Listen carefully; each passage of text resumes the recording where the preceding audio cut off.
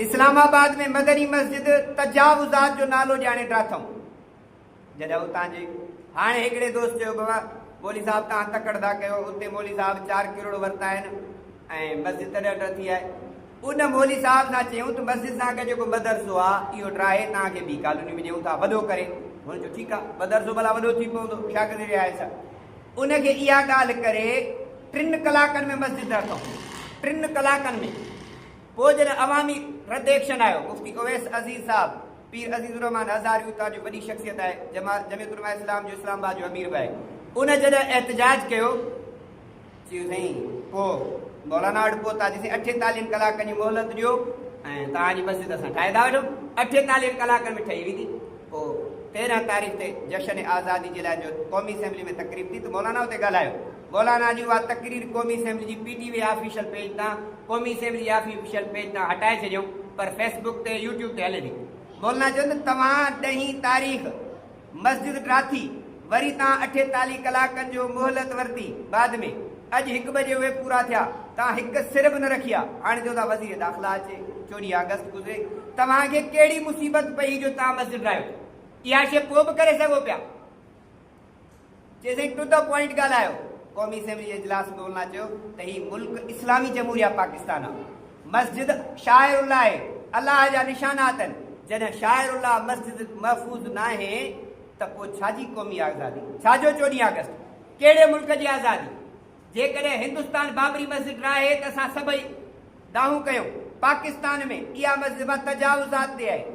उते उलमा चयो तजावुज़ात इन मस्जिद मदनी मस्जिद सां तव्हांजा शराब खाना आहिनि नाइट क्लब आहिनि होटलूं आहिनि हिन पासे हुन पासे सभई तजावुज़ात आहिनि उहे नथा ठाहियो पहिरीं मस्जिद ठाथव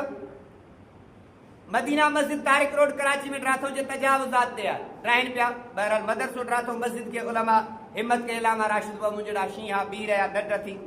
तजावुज़ात ते आहे उते हाफ़िज़ अब्दुल्ला कोइटा वारो आयो उन चयो त तव्हांजा 29 मक़ाम कराची में जेके फौजी पेट्रोल पंप आहिनि होटलूं आहिनि कारोबार आहिनि उहे जो नथा ठाहियो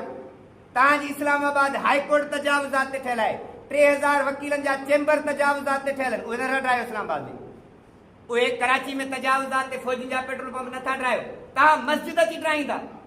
ऐं उते मर्द कलंदर मौलाना अब्दुल गफूर हैदरी दामत बरकातुहुल आलिया अल्लाह से उनखे जज़ाए ख़ैर उन इस्लाम कराची में वेही चयो चीफ जस्टिस ॿुध ॻाल्हि